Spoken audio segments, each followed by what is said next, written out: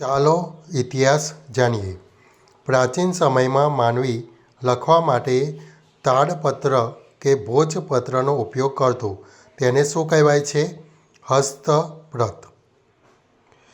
તાડ વૃક્ષના પર્ણ પર લખાયેલી હસ્તપ્રતોને શું કહેવાય છે? તાડપત્રો. હિમાલયમાં થતા ભુર્જ નામના વૃક્ષોની પાતળી આંતરછાલ ઉપર લખાયેલ હસ્તપ્રતોને શું કહેવાય છે?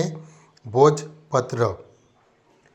ધાતુઓ અને પથ્થરો પર કોતરેલા કે લખેલા લેખને શું કહેવાય છે? અભિલેખો. અશોકના શિલાલેખો ક્યાં આવેલા છે? જૂનાગઢ. તાંબાના પતરા પર કોતરીને લખવામાં આવતા લખાણને શું કહેવાય છે? તામ્રપત્ર. ભારતમાં કઈ સદીના પંચમાર્ક સિક્કા મળી આવ્યા છે? ઈસવીસન પૂર્વ 5મી સદી. ધાતુના ટુકડાઓને છાપ ઉપસાવવા બીબામાં મૂકી દબાણ આપી બનાવાતા સિક્કા કયા સિક્કા તરીકે ઓળખાય છે? પંચમાર્ક. ઇન્ડિયા શબ્દ કયા શબ્દ પરથી ઉતરી આવેલો છે? ઇન્ડસ.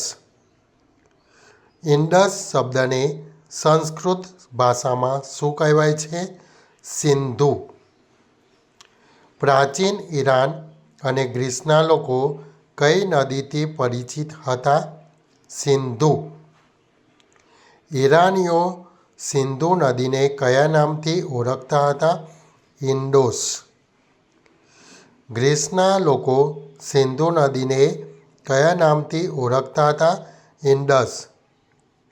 ભારત નામ કયા ગ્રંથમાંથી જાણવા મળે છે? ઋગ્વેદ. કયા નામ પરથી આપણો દેશ ભારત તરીકે ઓળખાય છે?